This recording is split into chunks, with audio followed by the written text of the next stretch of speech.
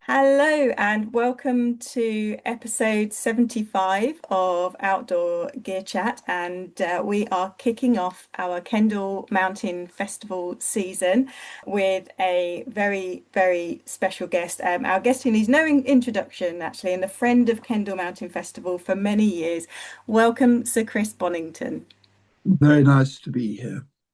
It has been an incredibly busy year for you, Chris, and I know you're doing a talk that sold out on Saturday, all about the 50th anniversary of the Southwest Face expedition to Everest, which saw the first two Britons, Doug Scott and Dougal Haston, on the summit, That's right. which I'm sure is going to be an incredible event. And you did actually talk with us at length with Paul Braithwaite, who was on the expedition on episode 69, which has been, funnily enough, one of our most listened to episodes. Oh, great. Yeah, it's been super popular, and I thought what we'd do is catch up with you just before the festival and have a chat about what those anniversary celebrations have meant both to you personally and also what they've meant to the team and also what they've meant to Community Action Nepal, which is the charity that Doug Scott founded and has been the beneficiary of all the monies raised over a collection of events. There was three key ones that I know about. I'm sure you had many more events you attended. And one of those was an absolutely super exhibition at the Heaton Cooper Studio in Grasmere, where a large number of images and artifacts were pulled together from the expedition for the very, very first time. And what was it like for you seeing all those together in one room after all those years? Well, I found it, yeah, surprisingly, incredibly moving. And Yes. it was just to both to see and actually, to be able to touch and Mm, feel some yeah. of those. And it really brought back, so many memories, very vivid memories Yes. of that time. And perhaps most important of all, the people involved. Yeah, I think they did. I think David Nightingale put the exhibition together and did a fantastic job of pulling all of the information together. So it was really informative, and there was some super artifacts. I don't think some of them had ever been seen before because they were in personal collections of was it Ned Kelly, who was the BBC, one of the BBC representatives on the expedition, a beautiful Doko hand-woven Doko basket, and there was a very special wooden ice axe as well, signed by yourself, Patemba, the Sherpa of that expedition, Doug, Dougal, and that I know a lot of people were looking at that. And I believe you spent some time at the exhibition as well, didn't you? Did you get to talk to people who were visiting? Well, not only that, well, we visited on three different occasions, Oh, and each time one met, you know, different people, new people to talk to, and bumped into actually some people as well that I hadn't seen for years. So it was, in every kind of respect, a very special occasion. oh, wonderful. Now, there was also another very special evening at the Royal Geographical Society in London, and an opportunity for many members of the expedition to meet together. It was a packed house, and I got to watch online and saw a lot of very famous and familiar faces in amongst the audience as well as on stage. There And you were certainly was. joined. There were, wasn't there? Yeah, it was a bit like a who's who looking Mm. through. I know you were joined by Serdar Patemba and Sherpa Angferber on that evening, and it must have been wonderful to see them again. And what was their reaction to the celebrations? They they just kind of took it in their stride very much, and I think because they'd been to quite a lot of these celebrations in the past. And Ferber, of course, Patemba speaks very good English and I mean, he was my kind of direct contact. And when we were on the mountain, we were always together. We shared a tent together, whatever camp we were. And where the important thing was, each evening, particularly, one ran through all the kind of logistic details, and I would deal directly with the things that concern my own climbers. And then Patemba he would deal with actually the much more important details of just what the Sherpas were doing, where they were going to be on the mountain, what they were going to do the next day, were there any problems, anything like that. And then Angferba also was involved in that.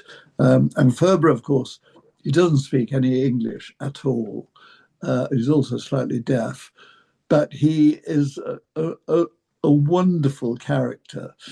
And in actual fact, if you can get the translation of what he was saying in Nepali, he's got a wonderful dry sense of humor as well. So, between the two of them, they made a great pair, and they're both very, very dear friends. It was one of the wonderful things I think about that evening was the filming that they did, both with Patemba and with Angferba, and allowed them to talk in Nepali about their experiences, so that we could see what they were saying via subtitles. And I Yeah, think that's that right. really made the evening for me, because it's exactly as you say, Angferba especially, he was just effervescent in his. Wasn't he? It was Oh, it absolutely. really was. I Yeah. kind of, I kind of went on and on, but in a wonderful kind of way. No, it couldn't have been better. Yeah, it really did make it. Now, it was an absolute honour to attend the Community Action Nepal Gala dinner, which was held at the wonderful Fishmongers Hall on London Bridge, and it was an incredible candlelit chandelier venue. It was like nothing else, hosted by your long-term sponsor, Berghaus, and supported by Fishmongers Hall by Reed's the Printers as well, and Barclays Bank. Right. Um, a incredible amount of money was raised that evening, selling one-of-a-kind artifacts, including your original Olympus OM1 camera and many other items. That evening was the last in the sort of major fundraising events, and the monies from that are all for Community Action Nepal. Can you tell us how these monies will help fulfill a promise? Well, the great thing is, I think that there are a lot of very good, worthy kind of charities working in Nepal.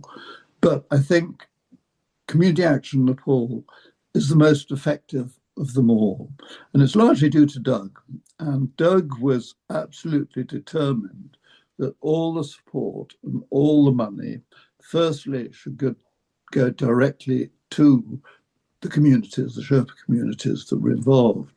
But even more important, he realized that to make it effective, the Sherpas, that community needs to have put something back and to have worked on it themselves. So he insisted that they put in 50% either in money or probably because I hadn't got the money, actually in work and effort. And it was that involvement that made, I think, Community Action Nepal so incredibly effective as a charity. Yeah, and they're providing not just health posts and schools, but also porter refuges. And then I believe part of these monies are going to help rebuild a Sherpa cultural centre in Patemba's home village in the Khumbu. And that will house, well, I think there was one there, wasn't there? And it was demolished in the 2015 earthquake. It's And destroyed now it's being rebuilt. yes, yeah. So along with a cultural centre for Sherpa culture, a museum, and I believe also a tea shop that will raise funds for the local community as well. So I think Community Action Nepal are now keen to get that project rolling, because the anniversary celebrations raised a colossal £140,000 that have put them in a position where they can do that. So it was an absolutely incredible result from hopefully what for you was a very, very enjoyable and for the whole expedition team, a very enjoyable opportunity to get together and to celebrate and remember friends from that incredible expedition. It was in every kind of way, and those things. The best part of them is actually when the formal bits are all over, and you're all able to get away, you get to a local pub or whatever it happens to be, and you can then just really relax and talk and chat. For me, what I found particularly valuable was as a leader of a big, complicated expedition, you see a very small segment of that expedition. I always positioned myself. I found you couldn't sit at base camp. If you were at base camp, you had no feeling of what was going on higher up the mountain. Mm. If you got involved in the actual climbing itself, you were out at the sharp end. The trouble is there, you were too focused on the climbing itself, and so you couldn't get a feel of the expedition. And so I found the best place was to be a couple of camps behind the people out in front. And that meant you got a feeling of what was going on down lower on and what was going up in front. And you then had in your evening kind of radio calls on the mountain, and you then were able to actually get a feel of what was happening, and and talk to everyone and everything else. And that whole evening just brought all those memories back. Yeah, incredible, absolutely incredible. Well, I'm going to round up this chat. It's been fantastic to speak with you Well, it's and lovely talking to you. for your time again. Thank you. I'm going to leave the final word with Doug Scott because this was printed in the back of the programme for the gala dinner, and it's a picture of Doug below, which is one of his quotes, and it said, "But what is success? The importance of what we do is not in standing upon the summit of our peak, but what happens along the way." That it just sums it up absolutely perfectly. And Doug he gave so much basically to the Sherpa community, and I think he devoted really the whole of his life to doing that. And I think to me, and I think to so many of us, the tremendous, we miss him so much. And I think he is missed in the entire climbing scene. But I think his memory and what he did will be with us forever. Absolutely. So, Chris Bonington, thank you for your time. Well, it's a great pleasure to talk to you. If you would like to hear more about the Everest 50 anniversary series, you can tune into the 5-part episode specialising in the Everest 50 anniversary podcast. And then we've also got episode 23 talking about kit lists for Everest base camp treks, episode 26 expedition kit lists, and then episode 30 kit list for climbing 8,000-meter peaks with mountaineer John Gupta. If you are planning on going to Everest Base Camp or actually to the top itself, you can visit our shops at climbers-shop.com or joe-brown.com, and we have everything you need to get you to the top.